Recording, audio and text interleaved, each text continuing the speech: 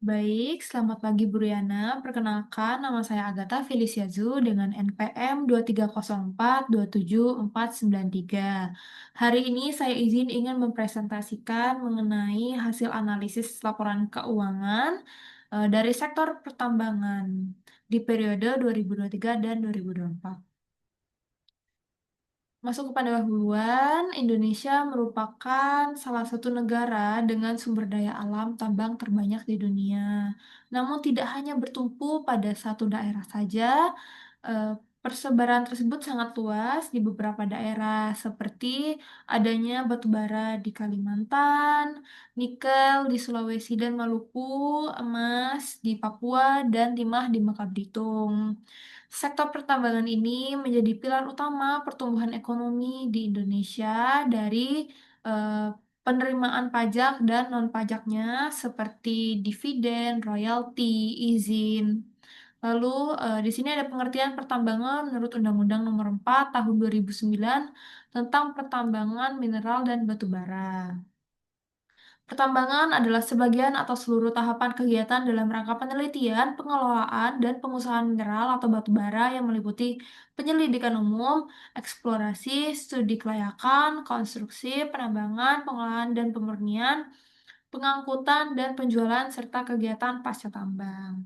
Di sini perusahaan yang saya pilih adalah PT Harum Energi. PT Harum ini memiliki lokasi tambang di Kalimantan Timur, Kalimantan Tengah, dan Maluku.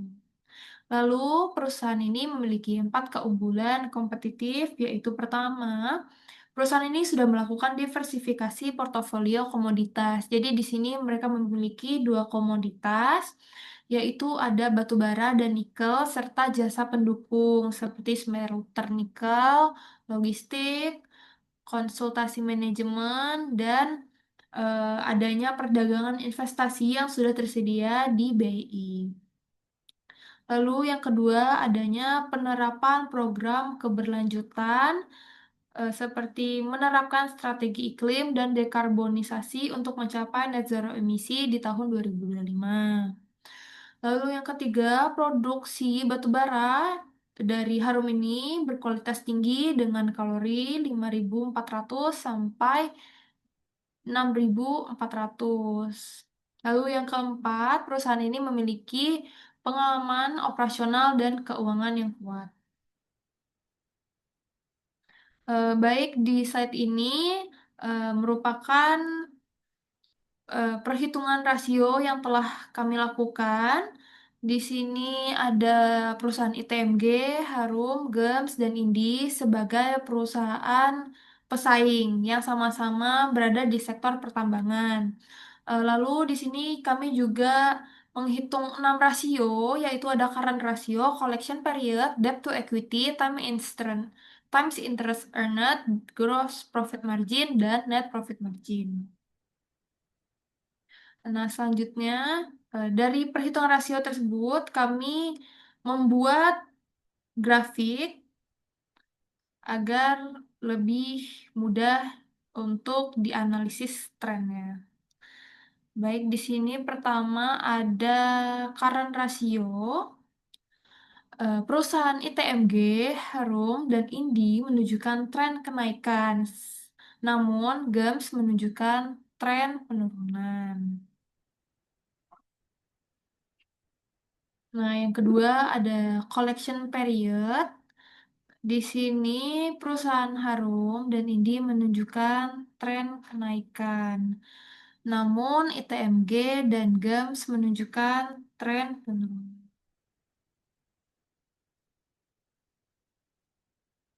Lalu yang ketiga ada perhitungan rasio di sini debt equity ratio dan time interest earn digabung.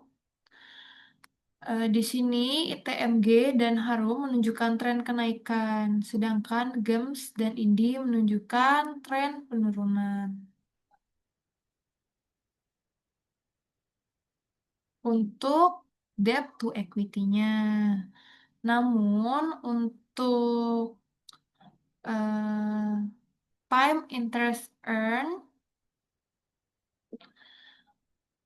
ITMG, Harum, dan Indi memiliki tren penurunan.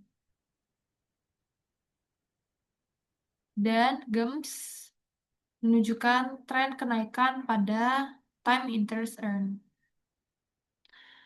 Lalu yang terakhir di sini ada perhitungan rasio tentang gross profit margin dan net profit margin. Semua perusahaan seperti ITMG, Harum, GEMS, dan Indi mengalami tren penurunan. Baik, selanjutnya merupakan analisis dan pembahasan. Pertama adalah pembahasan mengenai current ratio perusahaan Harum. Perseroan Harum mengalami kenaikan dari 1,68 ke 1,87 di periode 2023 dan 2024, yang berarti tingkat likuiditas perusahaan ini meningkat dan risiko gagal bayarnya itu rendah. Lalu ketersediaan kas di laporan keuangannya ditunjukkan ketersediaan kasnya itu digunakan untuk membayar hutang atau biaya lain, sehingga kasnya itu tidak menganggur. Lalu standar current ratio ini jika lebih besar dari 1, maka perusahaan ini sudah cukup baik. Lalu yang kedua adalah rasio collection period. Perseroan Harum mengalami tren stabil di angka 35 hari, sehingga dapat dilihat perseroan ini memiliki hubungan yang baik dengan pelanggan, hingga risiko piutangnya itu relatif terkendali dan eh, piutangnya itu dibayar stabil. Estimasi arus kasnya juga lebih pasti dan rata-rata industri di sekitar 27. Namun, walaupun rata-ratanya itu 27, perseroan Harum di angka 35 hari pun sudah dianggap wajar atau masih wajar. Baik, selanjutnya ada debt to equity dan times interest earned. Di debt to equity ini, perseroan Harum mengalami kenaikan dari 0,39 ke 0,44 di periode 2023 dan 2024. Rata-rata industrinya menurun dari 0,71 ke 0,69. Debt equity ratio perusahaan ini memiliki eh, eh, maaf, rasio perusahaan ini lebih rendah dari rata-rata industri. Dan kenaikan debt equity ratio ini disebabkan oleh kenaikan porsi utang yang digunakan untuk ekspansi. Lalu, time interest earn di perseroan Harum ini mengalami penurunan dari 45 ke 5 di periode 2023 dan 2024. Sehingga hal ini menandakan adanya perubahan besar dalam kinerja keuangan atau struktur pendanaannya. Terdapat standar time interest earn, yaitu jika lebih besar dari 2 maka relatif sehat. Jadi perseroan Harum ini walaupun mengalami penurunan ke 5, tapi perseroan ini masih dikatakan relatif sehat. Dan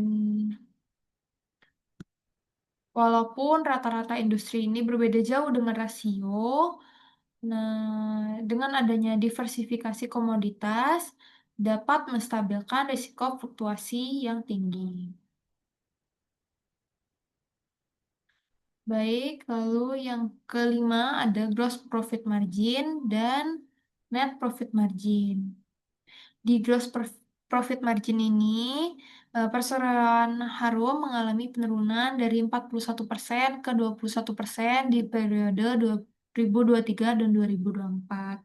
Hal ini disebabkan oleh kenaikan beban pokok pendapatan yang signifikan. Lalu kenaikan beban pokok ini disebabkan oleh ekspansi nikel yang sudah tercatat di CALK-nya.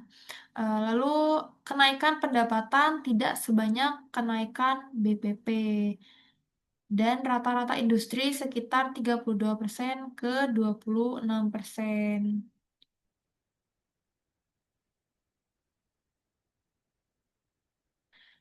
Namun walaupun perusahaan Harum dengan rata-ratanya itu pada 2024 berbeda 5%, tapi Harum ini masih bisa bersaing di masa mendatang karena kenaikan BPP tersebut itu karena ekspansi dan aktif ya. Lalu net profit margin, perseroan Harum mengalami penurunan dari 21% ke 6% di periode 2023 dan 2024. Jadi di perseroan Harum ini daripada perusahaan lain, dia mengalami penurunan yang paling drastis, diakibatkan oleh beban keuangan dan beban operasional yang tinggi akibat penambahan utang untuk pendanaan ekspansi nikel. Lalu rata-rata industrinya itu sekitar, mohon maaf, rata-rata industrinya sekitar 16% ke 10%.